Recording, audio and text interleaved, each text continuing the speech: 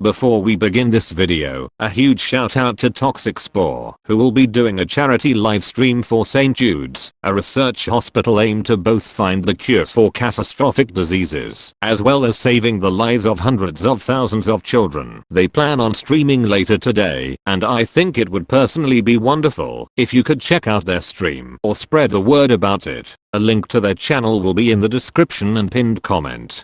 Welcome to a video where I showcase 5 things that you may or may not know. Some of these facts may be in plain sight to some, but for others, this may be the very first time that you hear about them. Let's get started.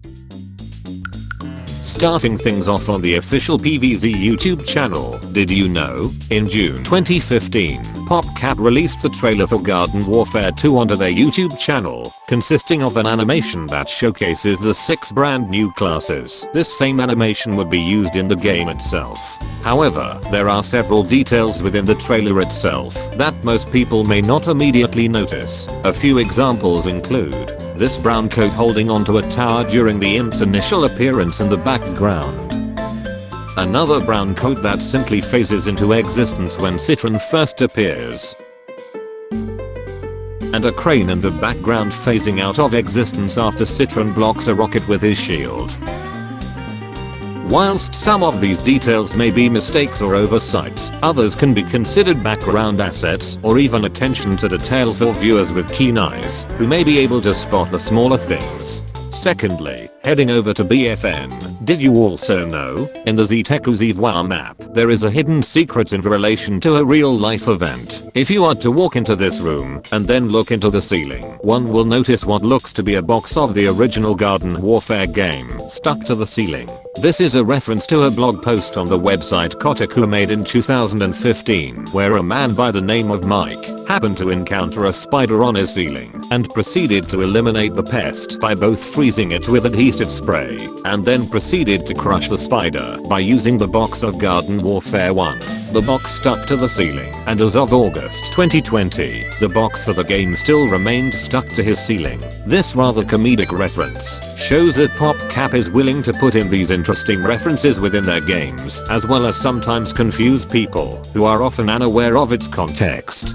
Heading back to Garden Warfare 2, did you know? In Moonbase Z, at the 4th point, the room before you proceed to the golden gnome far below the map was actually going to be a lot more elaborate than just shooting a button and causing the door to explode. According to a discovery by the Frostbite modding server, the room originally had these 4 pillars in the corners of the room, and you would have to ignite them in a specific pattern in order to get the door to open. They speculate that this puzzle was likely removed due to it potentially taking far too long for players to complete, as well as potentially being used as a way to farm kills off other players.